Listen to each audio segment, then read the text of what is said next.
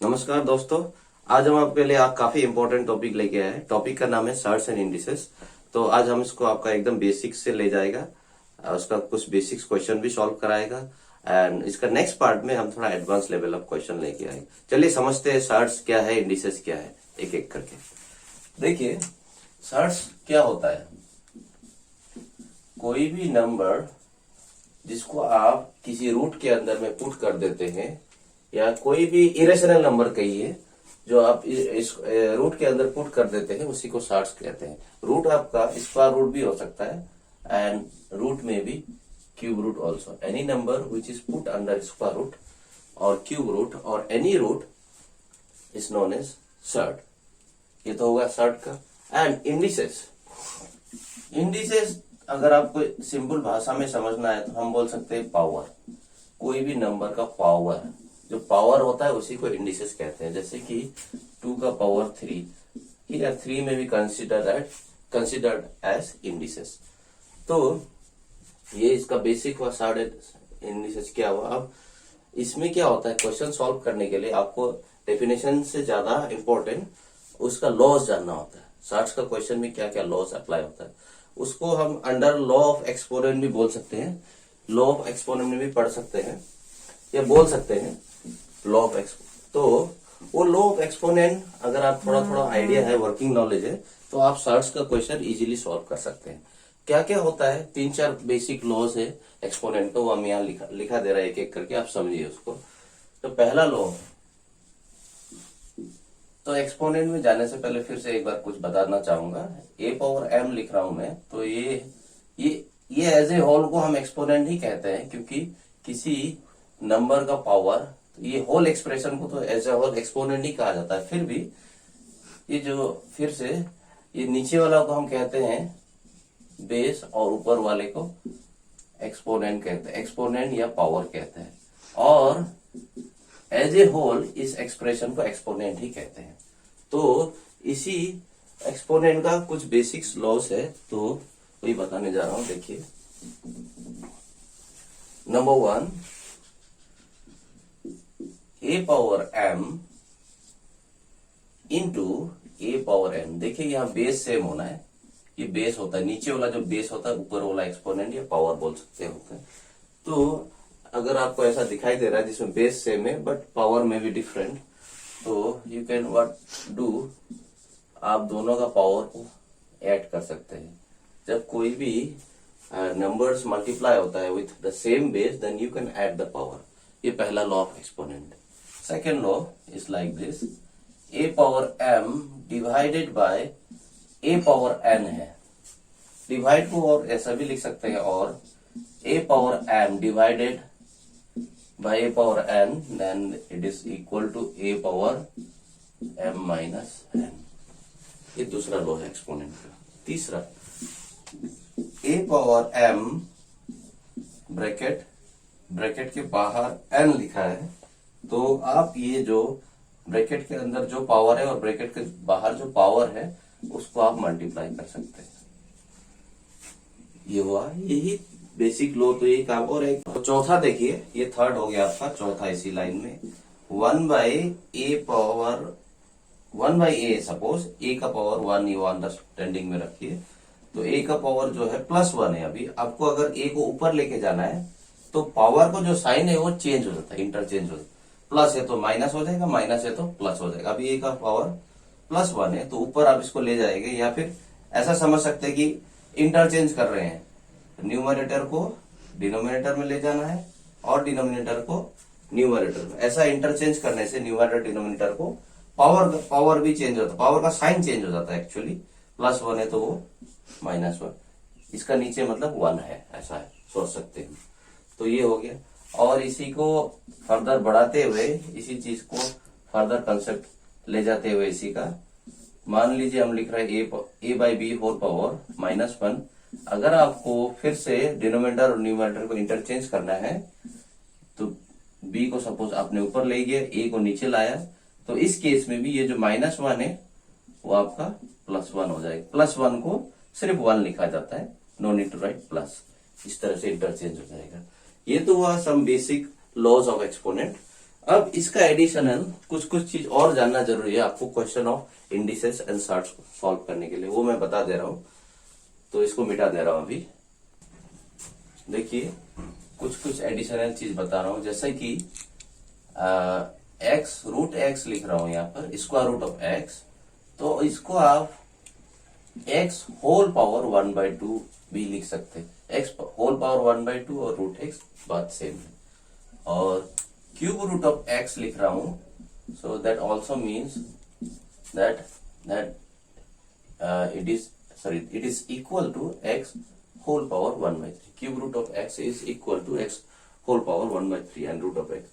And कभी कभी student लोग को ये प्रॉब्लम होता है कि मान लीजिए आपको कोई वैल्यू दे दिया है रूट का अंदर में या स्क्वायर रूट का अंदर में या क्यूब रूट का अंदर, उसका एग्जैक्ट वैल्यू क्या है वो निकालने के लिए, उसका एग्जैक्ट वैल्यू निकालने का तरीका एक क्यूब रूट का बताऊंगा, एक स्क्वायर रूट का बताऊंगा। तो देखिए suppose I am writing here 256 square root of 256। इसका कभी कभी एग्जैक्ट वैल्यू स्टूडेंट को याद नहीं होता, तो कैसे आप निकालेंगे इसका वैल्यू? ये स्क्वायर रूट है, तो आपको क्या है, माय बेस्ट मेथड, इसका एलसीएम लेना है। 256 का एलसीएम ले लेते हैं तो क्या हो जाएगा, चलिए शुरू करते हैं। 2 1 जा 2, 2 2 जा 4, 2 8 जा 16, 2 6 जा 12, 2 4 8, 2 3, 2 2 6, 2 1 2 6, 2 8 and 2 4, 2 2. How many 2s are there? 1 2 3 4 5 6 7 8. So square root of 256 equal to 8 2s. 2 3 4 5 6 7 and 8. 1 2 3 4 5 6 7 and 8. तो अब क्या होगा इसका वैल्यू? स्क्वायर रूट में याद रखिए पेयरिंग होता है, नंबर्स का पेयरिंग होता है। 2 2 है, इससे एक बाहर आ जाएगा। ये 2 2 है, इससे भी एक बाहर आ जाएगा, इससे एक बाहर आ जाएगा, इससे एक बाहर आ जाएगा। तो कितना हो जाएगा इसका वैल्यू? अभी ये स्क्वायर रूट का अंदर नहीं होगा, स्क्वायर रूट से बाहर आ गया है, तो इसका टोटल वैल्यू कितना होगा? 16। मान लीजिए 8 2 है, तो ऑब्वियस बात है कि वो स्क्वायर रूट से बाहर आएगा तो 4 2 हो जाएगा।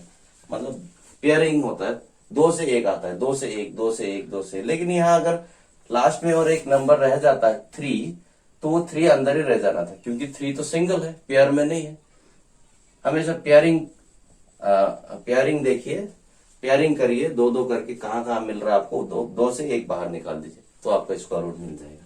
और क्यूबिक रूट में जैसे स्क्वायर रूट में 2 2 से 1 बाहर निकाला हमने, क्यूबिक रूट में 3 से 1 बाहर निकालना होता है।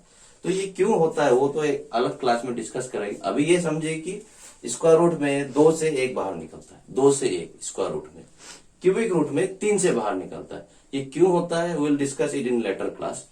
बस अभी समझिए, सॉल्व करना है क्वेश्चन को, तो ये चीज को समझ के रखिए। Cubic root of suppose I am writing suppose 729, इसका क्यूब रूट आपको चाहिए। तो चलिए इसमें भी वही करिए, एलसीएम लेना है। 729 I am doing with 3 3 2 6, 3 4 12, 3 3 9, 3 8 24, 3 1 3, 3 2 6, 3 7, 3 9 and 3 3। तो देखिए कितना 3 आ रहा है, 1 2 3 4 5 and 6, 1 2 3 4 5 6। तो हम क्या बताए कि जैसे स्क्वायर रूट में 2 से 1 बाहर आता है, इसमें 3 से 1 को लेना है हमको। ये 3 हो गया, पेयर ऑफ 3, तो सॉरी 3 हो गया, 3 से 1 बाहर आएगा तो 3 हो गया। यहां से भी 3 से 1 3 बाहर आ जाएगा, तो क्या हो गया, स्क्वायर रूट से बाहर आ जाएगा, तो ये 3 इंटू 3 9, कितना आया, 9 निकल गया। तो इस तरह से स्क्वायर रूट और क्यूब रूट किसी भी नंबर का निकाला जाता है। अब चलिए क्वेश्चन देखते हैं एक एक करके। तो दोस्तों देखिए हमारा क्वेश्चन ये है, 4 क्वेश्चन लिए हैं एट ए टाइम। तो चलिए एक एक करके क्वेश्चंस को सॉल्व करते हैं। जो हमने रूल बताया अभी अभी वही रूल अप्लाई होगा यहाँ पर। तो देखिए क्या बोल रहा है, 1/3 whole power 4x is equal to 9/729, then you need to find the value of 1.4 whole power x। तो x होल पावर x मतलब अगर आपको x का वैल्यू मिल जाए तो आप इसका वैल्यू आसानी से निकाल सकते हैं, 1.4 होल पावर x का वैल्यू। तो कैसे निकलेगा देखिए, थोड़ा सा एक्सपोनेंट का रूल्स को अप्लाई करिए, you will get the answer. 1/3 मतलब यहाँ 1/3 है, यहाँ कुछ और है, मतलब इसको भी हमको बेस जो है दोनों का सेम बनाना है। बेस मतलब ये नीचे वाला और ये जो ऊपर वाला पावर, जिसमें पावर है, जिसका पावर है वही बेस है। ये नीचे वाला जो बेस है, मतलब इसका भी बेस अगर सेम हो जाए तो हम कुछ कर सकते हैं यहाँ पर। तो देखिए आप इसको क्या करें, कैंसिल कर दीजिए 9 से। अगर आप इसको कैंसिल करते हैं तो इट विल बी 9 8 72 9 1/81 हुआ है। अभी भी बेस सेम नहीं हुआ है, हमको बेस 1/3 बनाना है, ये दोनों बेस सेम बनाना है। तो क्या हो जाएगा 1/3 होल पावर 4x। अब देखिए 81 क्या होता है, अगर आप इसको एलसीएम लेंगे तो आपको ऐसा मिलेगा 3 into 3 into 3 into 3, 9 into 9 is 81, 9, तो ये 3 इंटू 3 9, तो मतलब यहां लिख सकते हैं that is equal to 1/3, this implies 1/3 4x, that is equal to 1/3, कितना 3 है, 4 3 है, जितना 3 है उतना ही पावर हो जाए, 3 का पावर 4, तो that is equal to 1/3 whole power 4x, that is equal to, ये 4 को आप बाहर भी ले सकते हैं क्योंकि 1 का अगर पावर 4 भी करेंगे आप तो वो वापस 1 ही आएगा, तो कोई टेंशन नहीं है, ये ले सकते हैं। देखिए अब क्या हुआ, दोनों का बेस सेम हो गया कि नहीं हो गया, इक्वल। एक लॉ ऑफ एक्सपोनेंट ये भी बोलता है कि व्हेन, वो हम शायद वहां लिखवाना भूल गया पर आप यहां समझ लीजिए, व्हेन या फिर if a power m is equal to a power n, देखिए दोनों का बेस सेम है ना, जब दोनों का बेस सेम होता है तो ऊपर का जो एक्सपोनेंट है वो भी सेम होता है, then m is equal to n। ये एक इंपॉर्टेंट लॉ ऑफ एक्सपोनेंट है, इसको भी आप दिमाग में बैठा लीजिए कि a power m is equal to a power m, दोनों का बेस सेम है a, तो ऊपर का जो एक्सपोनेंट है वो भी सेम हो जाएगा, m is equal to n। यही चीज यहां भी अप्लाई करेंगे, 1/3 whole power x 1/3 whole power 4, दोनों का क्या सेम है, बेस सेम है 1/3, तो ये जो एक्सपोनेंट है वो भी सेम हो जाएगा, that is 4x is equal to 4, this implies x equal to 4/4 and this equal to 1। x का वैल्यू क्या है 1, लेकिन हमको क्या निकालना था, हमको निकालना था 1.4 होल पावर x, तो अभी आपने x का वैल्यू निकाल दिया 1.4 होल पावर x का वैल्यू क्या है 1, तो देखिए कोई भी नंबर का पावर जो 1 होने से वो वही नंबर हो जाएगा, तो मतलब आपका आंसर क्या हुआ 1.4 होल पावर x का आंसर 1.4 ही हुआ। तो ये पहला क्वेश्चन सॉल्व हो गया। अभी दूसरा क्वेश्चन देखते हैं, इसमें भी वही लॉ ऑफ एक्सपोनेंट थोड़ा अप्लाई करिए, ये भी झट से निकल जाएगा।